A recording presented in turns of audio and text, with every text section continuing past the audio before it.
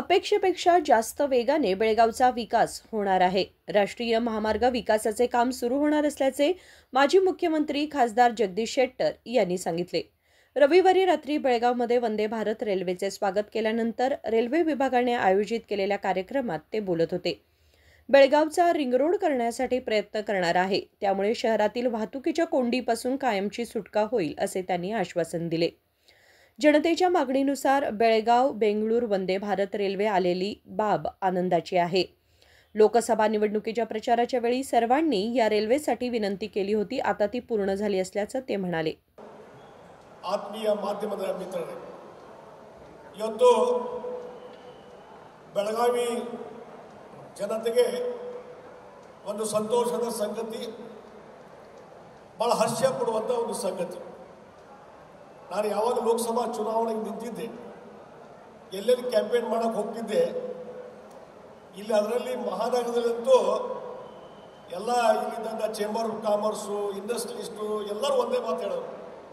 ನೋಡ್ರಿ ಶೆಟ್ಟರ್, ನೀವು ಲೋಕಸಭಾ ಸದಸ್ಯರು ಆದಮೇಲೆ ನೀವು ಮೊಟ್ಟ ಮೊದಲು ಮಾಡೋ ಕೆಲಸ ಅಂತಂದರೆ ಪುಣಾದಿಂದ ವಂದೇ ಭಾರತ ಬೆಳಗಾವಿ ಬರಬೇಕು, ಆಮೇಲೆ ಬೆಳಗಾವಿಯಿಂದ ಬೆಂಗಳೂರಿಗೆ ವಂದೇ ಭಾರತ ಬರಬೇಕು. ಇದು ಭಾಳ ಮುಖ್ಯವಾದಂಥ ಒಂದು ಬೇಡಿಕೆ ನೀಡ್ತಿದ್ರು. ನಾನು ಹೇಳಿದ್ದೆ, ನಾನು MP ಆಗಿರಲಿಲ್ಲ, ಎಲ್ಲರಿಗೂ ಅಸೂರೆನ್ಸ್ ಕೊಟ್ಟಿದ್ದೆ. ನಾನು ಎಲ್ಲ ರೀತಿ ಶತ ಪ್ರಯತ್ನ ಮಾಡಿ ಎಲ್ಲರ ಸಹಕಾರದೊಂದಿಗೆ ಈ ವಂದೇ ಭಾರತ ಟ್ರೈನನ್ನು ತೊಗೊಂಬರುವಂಥ ಜವಾಬ್ದಾರಿ ನನ್ನಂತ ಅವತ್ತು ಹೇಳ್ತಿದ್ದೆ.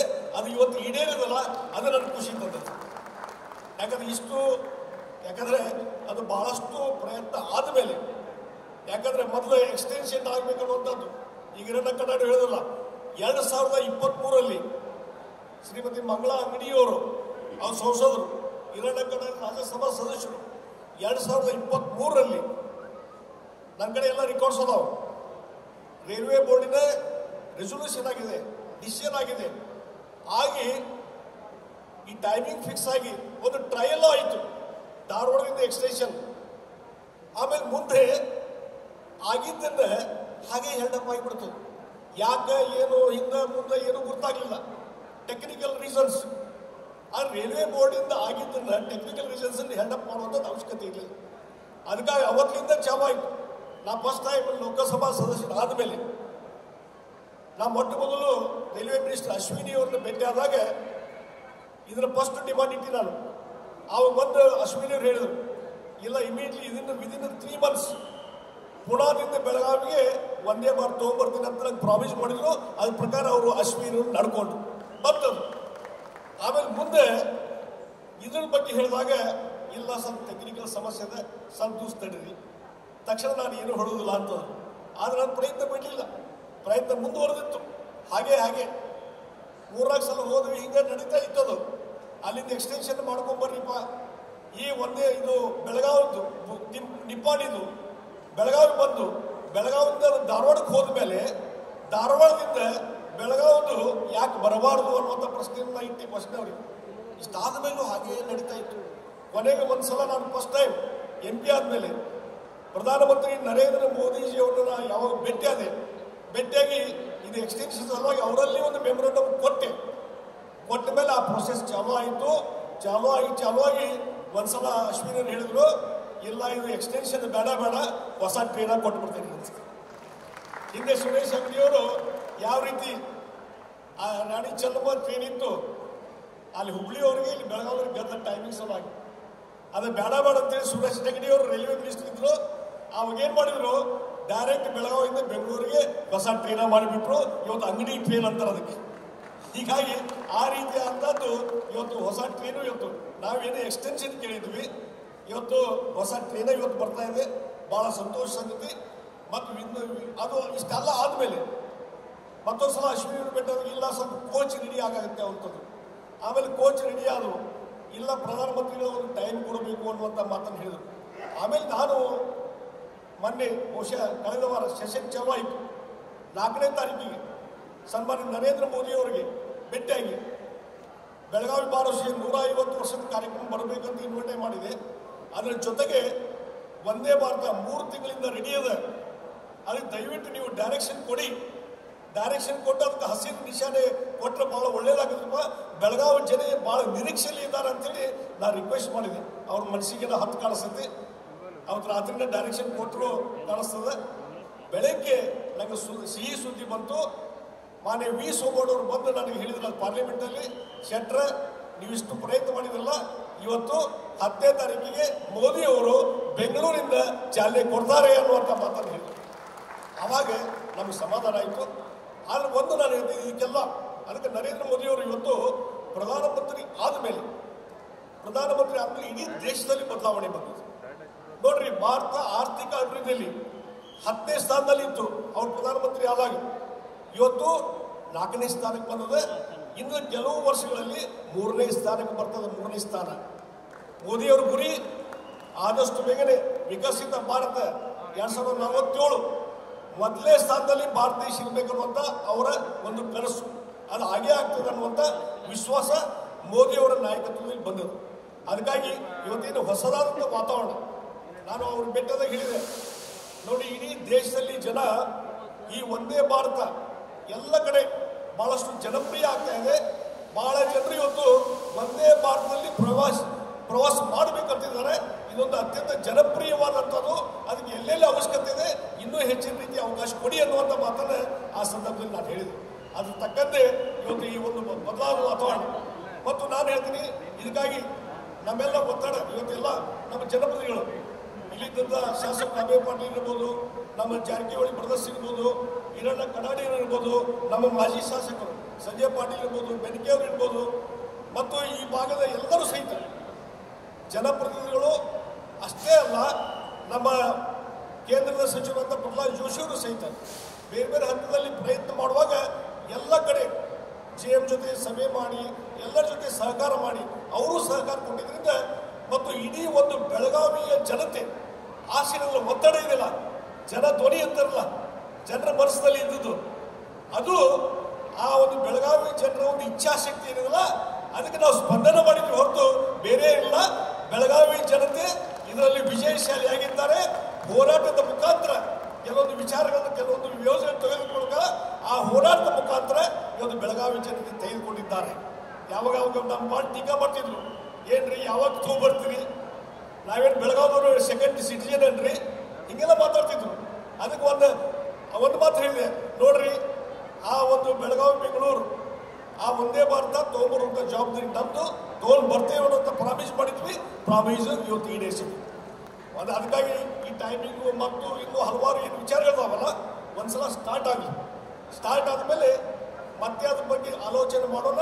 ಮತ್ತು ಇನ್ನೂ ಉಳಿದ ಏನು ಫೆಸಿಲಿಟಿ ಮತ್ತು ಸುರೇಶ್ ಅಂಗಡಿಯವರು ಇದ್ದಾಗ ಇಲ್ಲಿ ಏನು ಈಗ ಲೋಂಡಾದ ಮೇಲೆ ಬರಬೇಕು, ಅದ್ರ ಬದಲಿ ಇವತ್ತು ಬೆಳಗಾವಿ, ಕಿತ್ತೂರು, ಧಾರವಾಡದವರೆಗೆ ಹೊಸ ರೈಲ್ವೆ ಲೈನ್ ಮಾಡುವ ಸಲುವಾಗಿ 960 ಕೋಟಿ ಹಣ ಮಂಜೂರು ಮಾಡಿಸಿದ್ರು.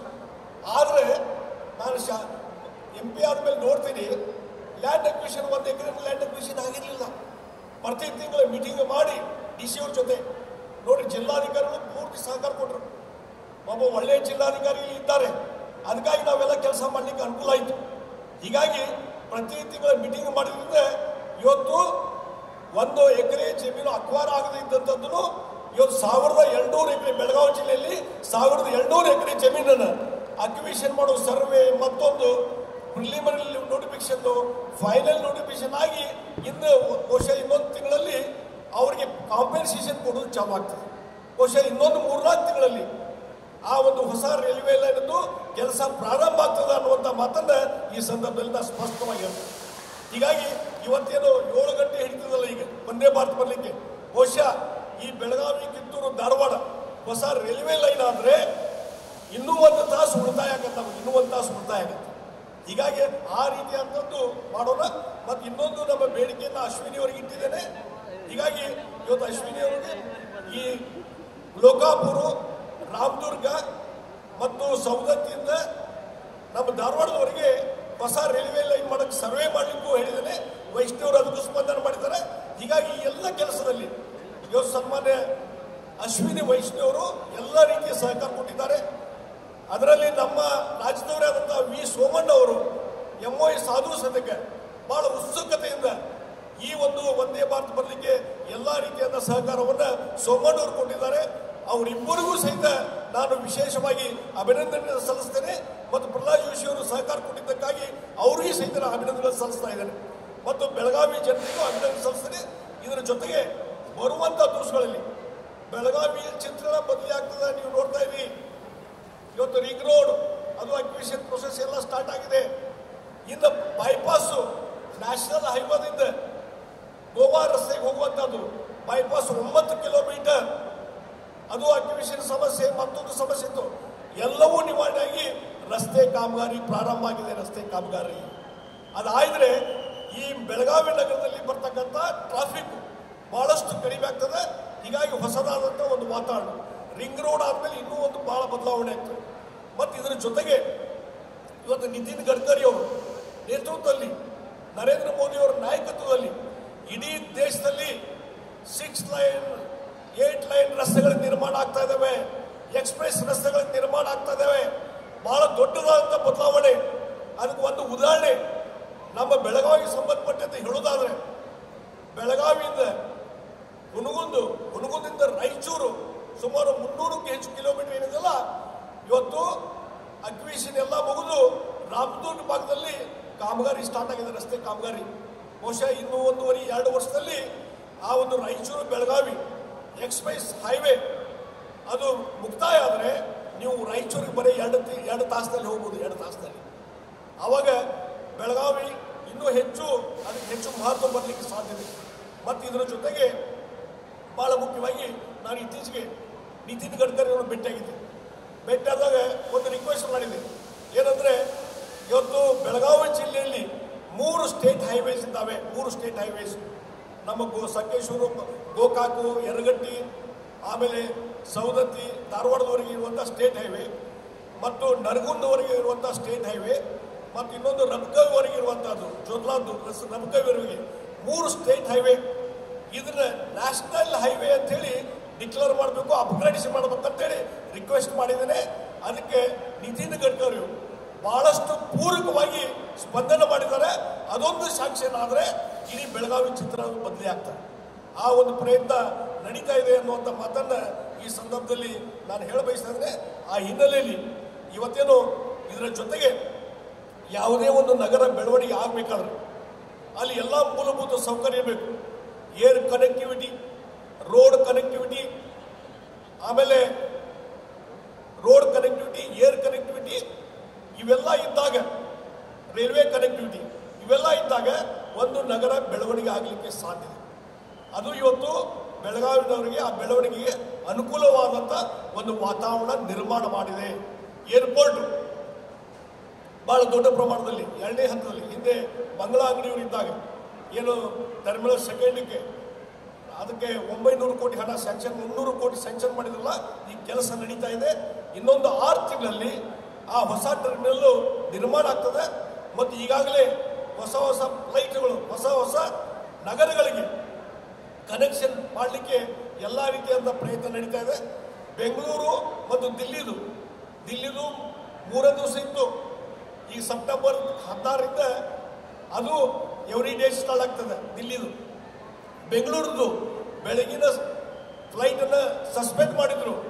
ಈ ಸೆಪ್ಟೆಂಬರ್ 2ನೇ ವಾರದಲ್ಲಿ ಅದು ರಿಸ್ಟೋರ್ ಆಗ್ತದೆ.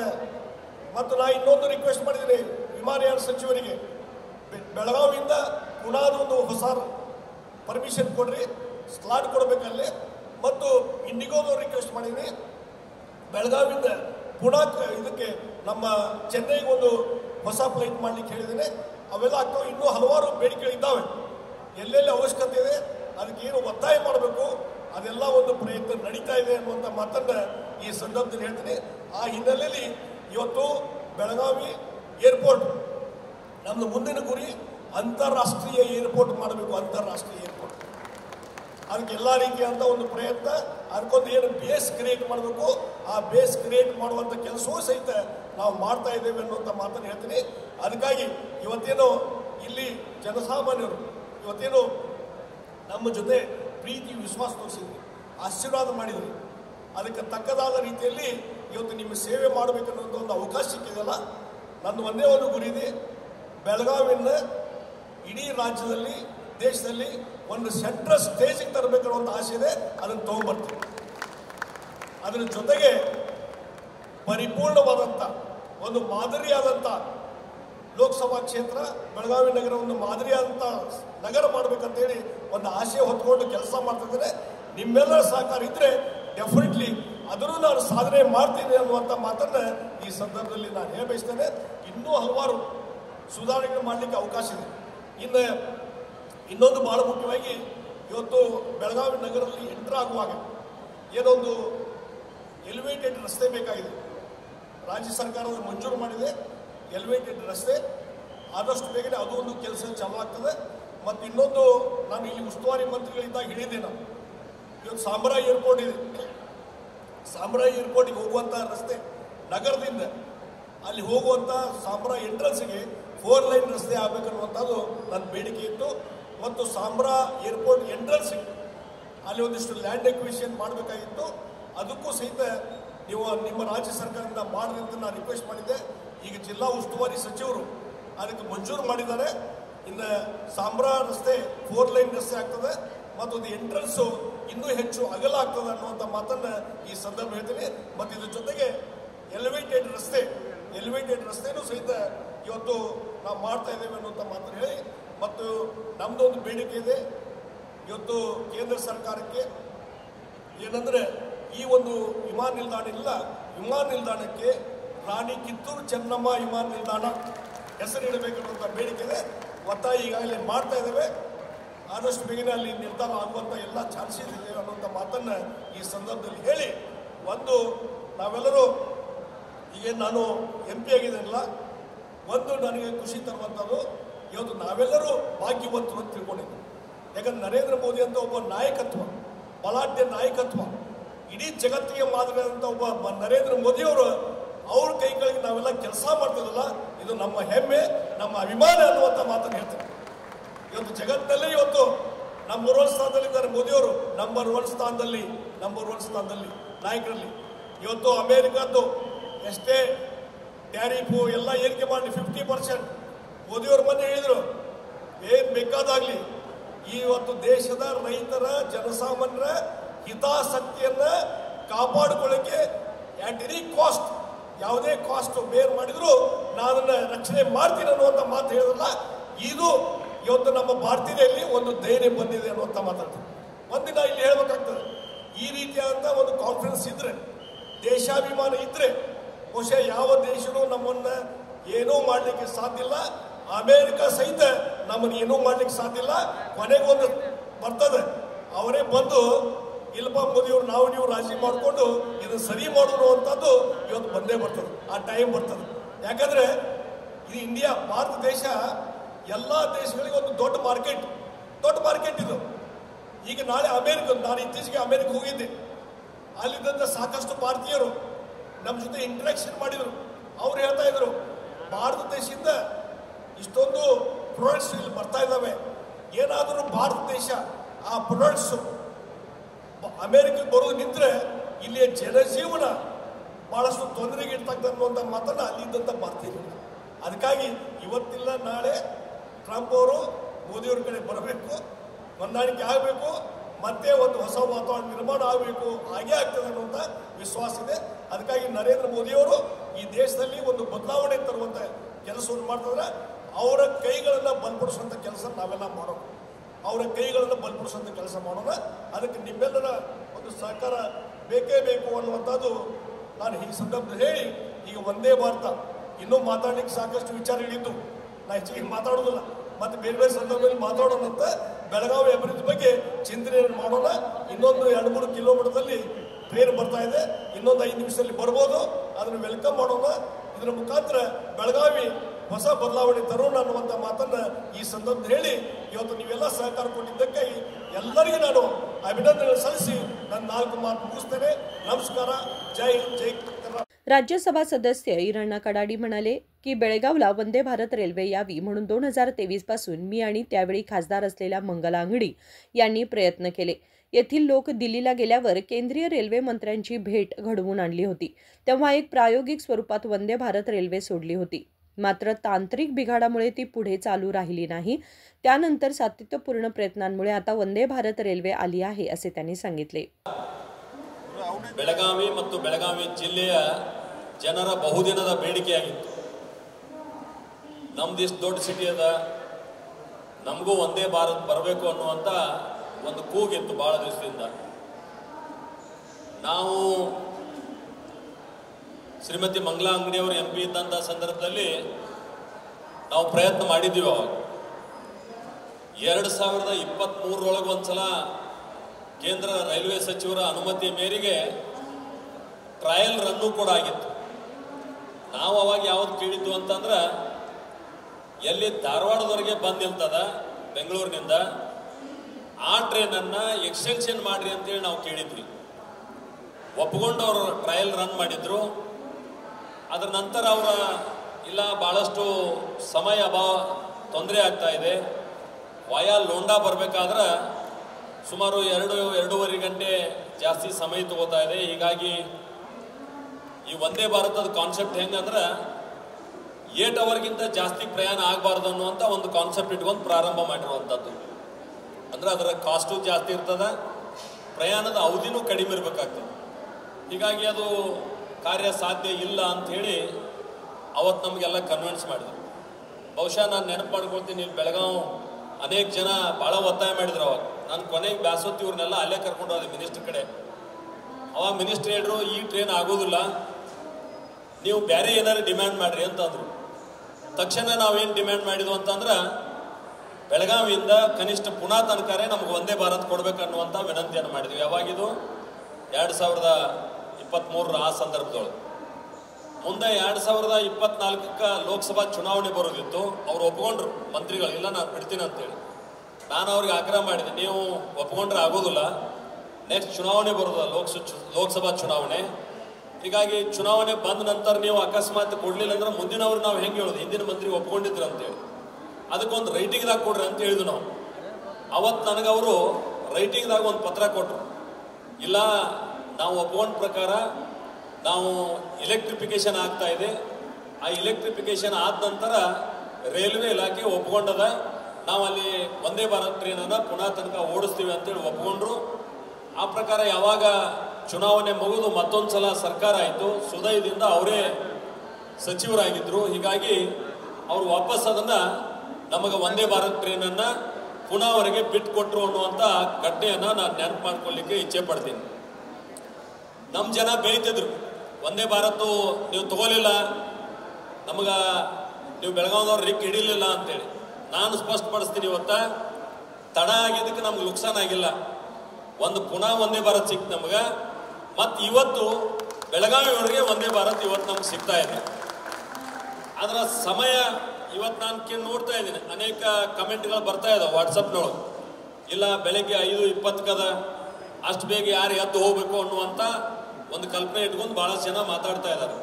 ನಾವೀಗ ತೊಗೊಂಡ್ಬಂದೀವಿ ಟ್ರೈನ್, ಸಮಯದ ಬದಲಾವಣೆ ನಮ್ಮ ಕೈ ಆಗದ. ನಾವು ಆಮೇಲೆ ಮಂತ್ರಿಗಳಿಗೆ ಹೇಳಿ ಸಮಯ ಬದಲಾವಣೆ ಮಾಡ್ಕೋಬಹುದು.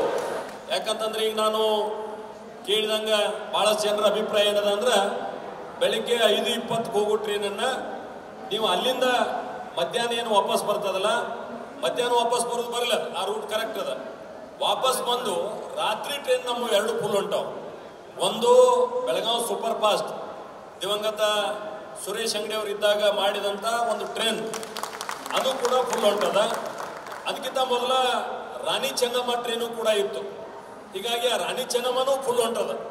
ಇವೆರಡು ಫುಲ್ ಹೊಂಟಂಥ ಸಂದರ್ಭದಲ್ಲಿ ಇನ್ನೊಂದು ಟ್ರೈನು ಬೇಕಂತ ಆಗ್ರಹ ಅದ. ಬಹುಶಃ ನಾನು ಸನ್ಮಾನ್ಯ ಜಗದೀಶ್ ಶೆಟ್ಟರ್ ಸಾಹೇಬರಿಗೆ ವಿನಂತಿ ಮಾಡ್ತೀನಿ, ನಾವು ಅವ್ರ ಜೊತೆ ಇರ್ತೀವಿ.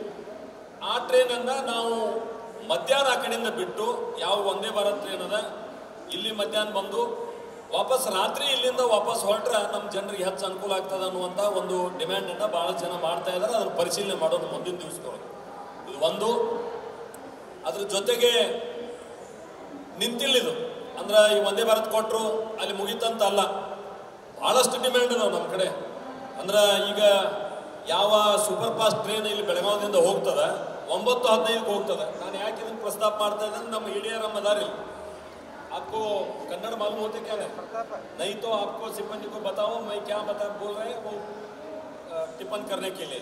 ನೋಟ್ करने के लिए ನಾನೇನು ಹೇಳ್ತಾ ಇದ್ದೀನಿ ಅಂದ್ರೆ 9:15 ಟ್ರೈನ್ ಹೋಗ್ತದೆ ಅಲ್ಲಿ ಚಿಕ್ಕ ಜಾಜೂರಿನಾಗ ಹೋಗಿ 45 ನಿಮಿಷ ನಿಲ್ಲಿಸ್ತಾರೆ ಬೆಳಿಗ್ಗೆ ಆ ಟ್ರೈನನ್ನು ಅಲ್ಲಿ 45 ನಿಮಿಷ ನಿಲ್ಲಿಸೋ ಬದಲಿ ಅದನ್ನ ಇಲ್ಲೇ ಒಂದು 45 ನಿಮಿಷ ನಿಲ್ಲಿಸಿ ನಮ್ಮ ಜನ ಊಟ ಗೀಟ ಮಾಡಿ ಆರಾಮ್ ಬಂದು 10 ಗಂಟೆಗೆ ಹಾಕ್ತಾರೆ ಕೆಲಸ ಮುಗಿಸ್ಕೊಂಡು 10 ಗಂಟೆಗೆ ಟ್ರೈನ್ ನೀವು ಬಿಟ್ರಿ ಅಂದ್ರೆ ಅದು 7 ಗಂಟೆಗೆ ಹೋಗಿ ಮುಟ್ಲಿ ಅಲ್ಲಿ ತನಕ ಅದನ್ನು ಒಂದು ಪ್ಲ್ಯಾನ್ ಮಾಡಬೇಕಾಗ್ಯದ ಆ ರೀತಿ ನಾನು ರಾಜ್ಯಸಭಾ ಸದಸ್ಯನ ಅಂತರದ ಭಾಳಷ್ಟು ಒತ್ತಾಯ ಮಾಡಿ ಬೆಳಗಾವಿ ಮನಗೂರು ಟ್ರೈನ್ ಬಂದಾಗಿತ್ತು ಅದನ್ನು ಪ್ರಾರಂಭ ಮಾಡಿದ್ವಿ ಯಾಕೋ ಗೊತ್ತಿಲ್ಲ ಮತ್ತೆ ಬಂದ್ ಮಾಡಿದ್ರಿ ಅದು ಮತ್ತು ಅದು ಆಕ್ಯುಪೇಷನ್ ಫುಲ್ ಅದ ಅಂದ್ರೆ ಪ್ಯಾಸೆಂಜರ್ ಫುಲ್ ಹೊಂಟಿದಾರೆ ಆ ಬೆಳಗಾವಿ ಮನಗೂರು ಟ್ರೈನ್ ಕೂಡ ವಾಪಸ್ ಪ್ರಾರಂಭ ಮಾಡ್ಬೇಕನ್ನುವಂಥದ್ದು ಮತ್ತು ಮಂಗಳೂರು ಒಂದು ಎಜುಕೇಷನ್ ಹಬ್ ಆ ಭಾಗದೊಳಗೆ ಮತ್ತು ಅನೇಕ ದೇವಸ್ಥಾನಗಳಿದಾವೆ ಹೀಗಾಗಿ ಮೊದಲು ನಮ್ಮದು ಮಹಾಲಕ್ಷ್ಮಿ ಟ್ರೈನ್ ಓಡಾಡ್ತಾ ಇತ್ತು ಮಹಾಲಕ್ಷ್ಮಿ ಅಂತ ಒಂದು ಟ್ರೈನ್ ಇತ್ತು ಮೊದಲು ಯಾವಾಗ ನಮ್ದು ಮಿಡ್ಲ್ ಗೇಜ್ ಇದ್ದಾಗ ಆ ಟ್ರೈನ್ ಬಂದಾಗ್ಬಿಟ್ಟದು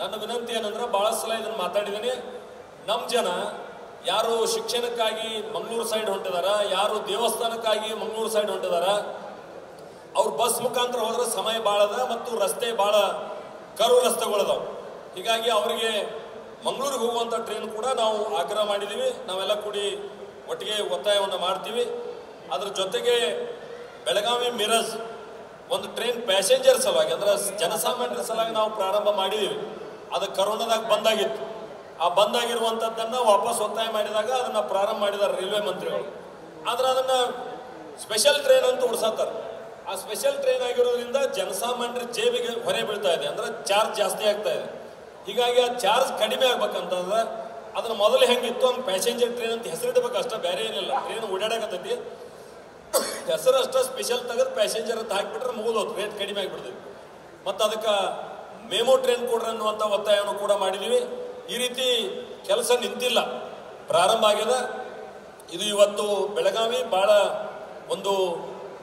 ದೊಡ್ಡ ಇದ್ರೊಳಗದ ಅಂದ್ರೆ ಈ ಕಡೆ ಮಹಾರಾಷ್ಟ್ರ ಮತ್ತೊಂದು ಕಡೆ ಗೋವಾ ಕರ್ನಾಟಕದ ಬಾರ್ಡರ್ ಈ 3 ರಾಜ್ಯಕ್ಕೆ ಸಂಬಂಧಪಟ್ಟಂಥ ಬಾರ್ಡರ್ನಲ್ಲಿರುವಂಥ ಜಿಲ್ಲೆ ಇದು ಮತ್ತು ಸುವರ್ಣಸೌಧವನ್ನು ಹೊಂದಿ ಅನೇಕ ರಾಜಕಾರಣಿಗಳು ಈ ಜಿಲ್ಲೆಗೆ ಭೇಟಿ ಕೊಡುವಂಥ ಒಂದು ಸಂದರ್ಭ ಇರ್ತದೆ ಮತ್ತು ಅನೇಕ ನಮ್ಮ ಕಮಾಂಡೋ ಟ್ರೈನಿಂಗ್ ಸೆಂಟರ್ ಇರ್ಬೋದು ನಮ್ಮ ಮರಾಠ ಲಘು ಪದಾತಿ ದಳ ಇರ್ಬೋದು ITBP ಇರ್ಬೋದು ನಮ್ಮ ಏರ್ಫೋರ್ಸ್ ಇರ್ಬೋದು ನಮ್ಮ ಅನೇಕ ಯೂನಿವರ್ಸಿಟಿ ಇರ್ಬೋದು ಈ ರೀತಿ ಮೆಡಿಕಲ್ ಹಬ್ ಆಗಿದೆ ಎಜುಕೇಷನ್ ಹಬ್ ಆಗಿದೆ ಆರ್ಮಿ ಹಬ್ ಆಗಿದೆ ಇದೊಂಥರ ಲಾಜಿಸ್ಟಿಕ್ ಹಬ್ ಆಗಿ ಪರಿವರ್ತನೆ ಆಗ್ತಕ್ಕಂಥ ಎಲ್ಲ ಅವಕಾಶಗಳು ನಮ್ಮ ಬೆಳಗಾವಿ ಜಿಲ್ಲೆಗದ ಪಕ್ಕದೊಳಗಂದ್ರೆ ರೈಲ್ವೆ ಇರ್ಬೋದು ರೋಡ್ ಟ್ರಾನ್ಸ್ಪೋರ್ಟೇಷನ್ ಇರ್ಬೋದು ನಮ್ಮ ವಿಮಾನ ನಿಲ್ದಾಣ ಕೂಡ ಸುಮಾರು 357 ಕೋಟಿ ರೂಪಾಯಿ ಖರ್ಚು ಮಾಡಿ ಅದನ್ನು ಅಂತಾರಾಷ್ಟ್ರೀಯ ಮಟ್ಟಕ್ಕೆ ಒಯ್ಯಬೇಕಂತೇಳಿ ವಿಮಾನ ನಿಲ್ದಾಣ ಕೂಡ ಹೊಸ ಟರ್ಮಿನಲ್ ಪ್ರಾರಂಭ ಆಗಿದೆ ಮತ್ತು ಪಕ್ಕದಲ್ಲಿ ಗೋವಾ ಕಾರವಾರ ಇರೋದ್ರಿಂದ ಅಲ್ಲಿ ನಾವು ಹಡಗು ಮುಖಾಂತರ ಕೂಡ ನಮ್ಮ ವಸ್ತುಗಳನ್ನು ಸಾಗಣೆ ಮಾಡಬಹುದು ಈ ರೀತಿ ಒಂದು ಸಾರಿಗೆ ಕ್ಷೇತ್ರ ಇವತ್ತು ಬಹಳ ದೊಡ್ಡ ಪ್ರಮಾಣದಲ್ಲಿ ಬೆಳೆದಿದ್ದು